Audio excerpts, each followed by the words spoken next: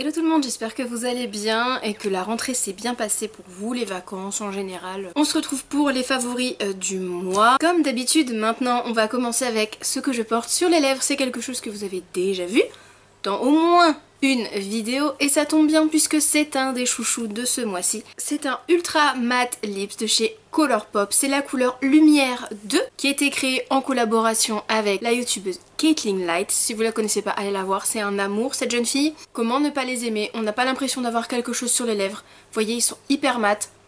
Ils collent pas, ils tirent pas, c'est ultra pigmenté. Et cette couleur est juste... je vais vous montrer ça tout de suite.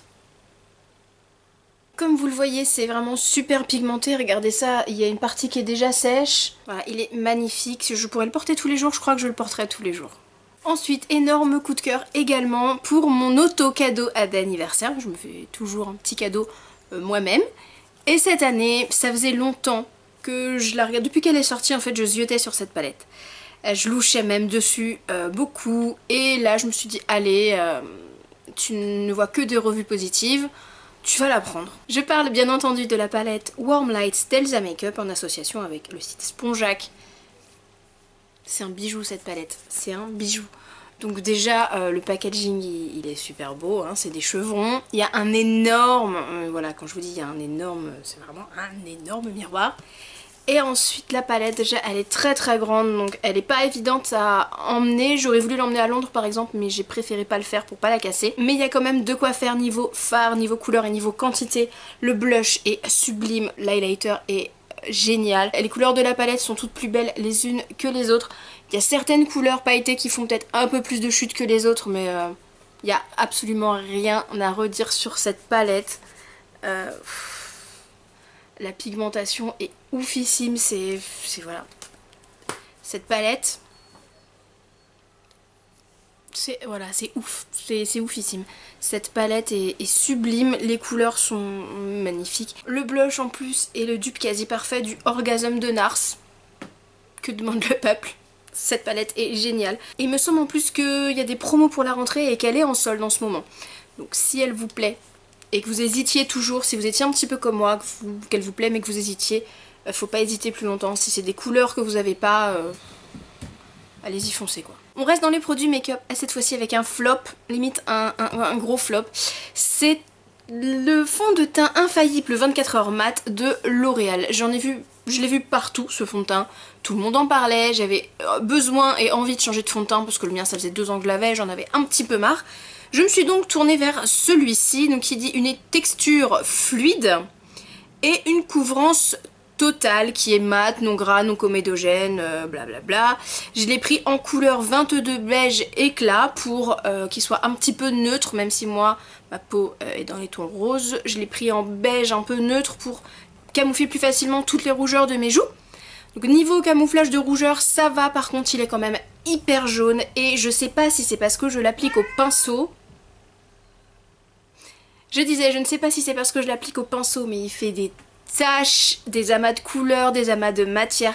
C'est dégueulasse, il a un effet keki, c'est atroce. Je l'ai encore remis aujourd'hui pour vraiment bien le tester, pour me refaire un avis définitif avant de filmer et je l'aime vraiment pas.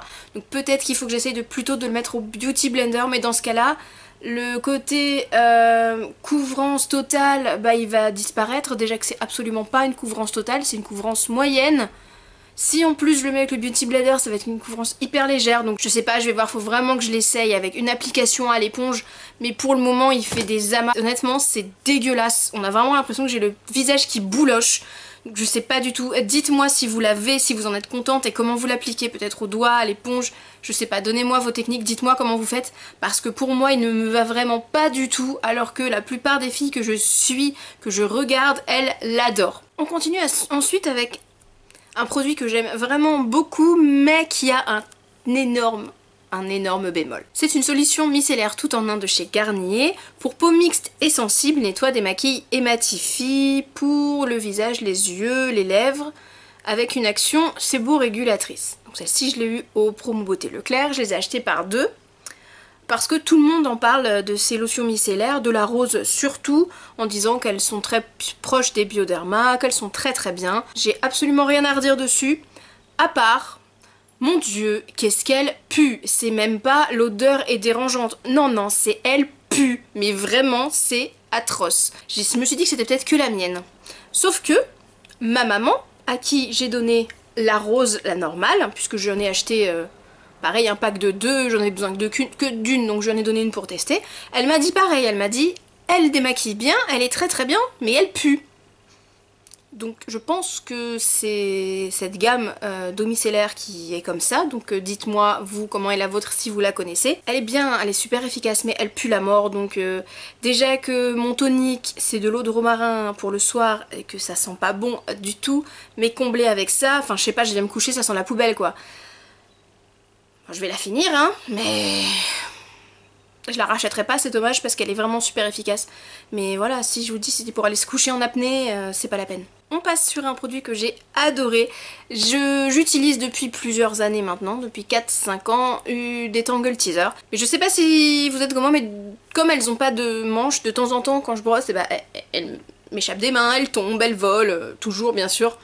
Quand il est très très tard le soir ou très tôt le matin et que du coup ça réveille tout le monde. Je me suis donc dit que j'essaierais bien celle avec les manches et ça tombait bien puisqu'à ce moment-là il y avait sur Beauté Privée une vente macadamia, donc j'en ai profité et j'ai pris la brosse No Tangle de chez Macadamia. Donc après honnêtement c'est exactement la même chose que la Tangle Teezer, voilà, c'est juste qu'elle a un manche. Elle est tout aussi efficace que la Tangle et vu qu'il y a le manche c'est quand même plus simple à prendre. Voilà, oui, c'est plus simple.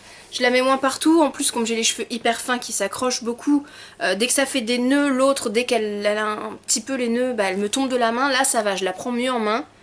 Après, elle est chère, donc heureusement que je l'ai payée avec les promotions sur Beauté Privée, mais même avec les promos je trouve qu'elle n'est pas donnée du tout. Mais elle est très efficace. Si vous avez suivi un petit peu de mes déboires du moment avec mon orteil fêlé, même orteil peut-être plus que fêlé, même certainement cassé, vu que ça fait plus d'un mois et que j'ai toujours mal. Passons. J'ai réussi vraiment à le faire bien dégonfler dans les premiers jours, il y avait vraiment cet hématome, et j'ai réussi à faire passer l'hématome et à faire passer un petit peu la douleur avec de l'arnica. Oui, c'est tout con, mais de l'arnica.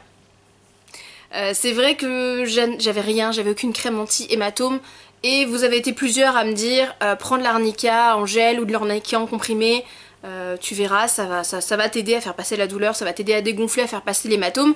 Déjà ça ira un petit peu mieux et c'est vrai, bon j'ai quand même mis un mois à pouvoir remettre des chaussures fermées et encore les chaussures fermées m'ont fait mal.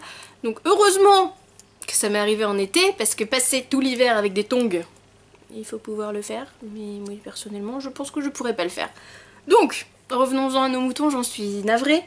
L'arnigel c'est la vie, voilà, dès qu'on a des petits bobos, des coups, des bleus, ça aide à dégonfler, ça aide à faire passer l'hématome, c'est vraiment, voilà, c'est vraiment super bien et heureusement que vous m'en avez parlé parce que de moi-même, je sais pas pourquoi j'avais complètement zappé ça et j'en avais pas et ça me serait pas venu l'idée d'en acheter. Donc merci. Ensuite je vais vous parler de vernis de chez Sinful Color. J'en ai pris 3 de la nouvelle collection avec Kylie Jenner. Et moi je les ai eu chez Monoprix, en plus voilà ils sont pas très chers. Il me semble que ces vernis sont disponibles chez Auchan, mais il me semble que la collection n'est pas sortie chez Auchan, elle était en exclusivité chez Monop. Soyons clairs, ils sont très beaux. Soyons clairs, je n'aime pas les vernis mat. Donc je les ai portés avec du top coat par dessus parce qu'ils sont très beaux. J'ai pris alors un magnifique mint qui s'appelle Cool as a Cucumber. Celui-ci c'est un shimmer mat, donc c'est un vert, un vert menthe avec des micro paillettes qui finit mat sur les ongles, donc ça donne un effet un peu suède parce qu'on voit quand même les paillettes, même si le fini est mat. Il est très beau, mais une fois de plus pas en mat, je déteste le mat. Ensuite nous avons un demi mat, celui-ci donc c'est pareil, c'est un effet mat mais un petit peu moins que l'autre. Celui-ci s'appelle Cozy et c'est un magnifique violet lilas avec des reflets dorés, enfin voilà, sublime.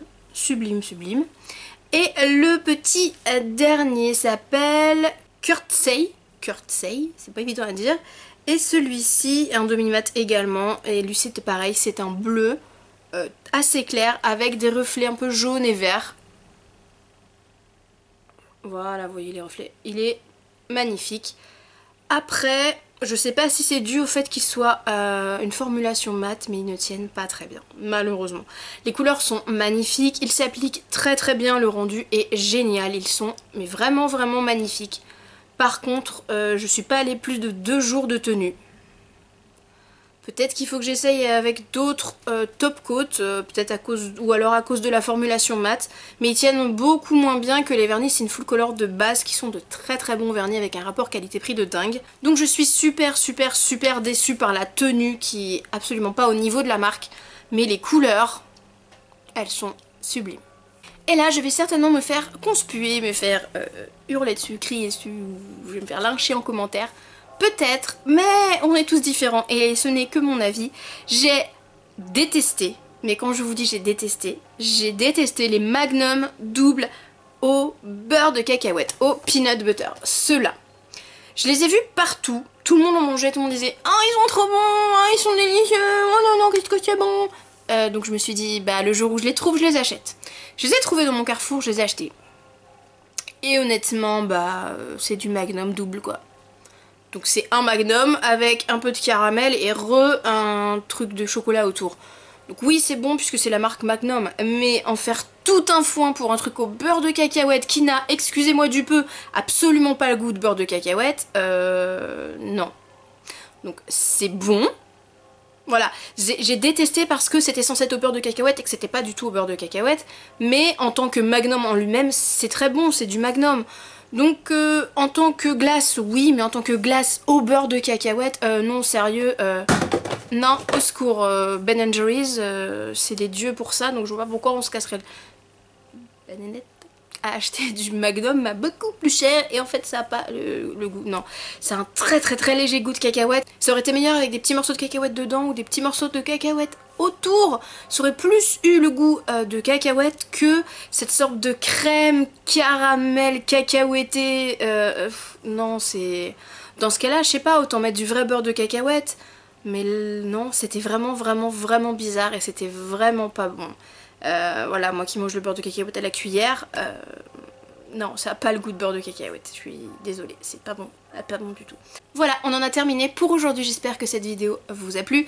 N'hésitez pas à partager avec moi vos chouchous et vos flops du mois en commentaire.